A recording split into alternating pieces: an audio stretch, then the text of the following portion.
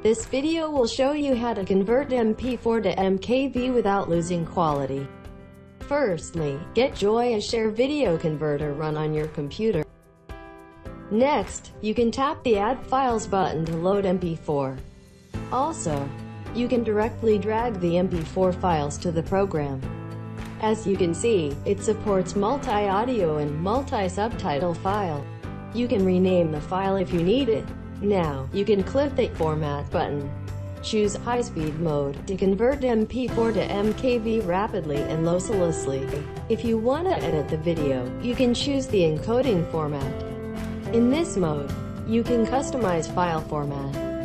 You can select the format from devices: HD video, web video, general audio.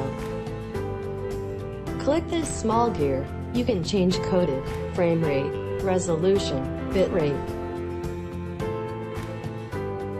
Tap on the Edit button. In this new window, you can trim a video, adjust video, add effect, add watermark, add subtitles, edit audio. Here we suggest choosing the high-speed mode if you don't want to edit the video.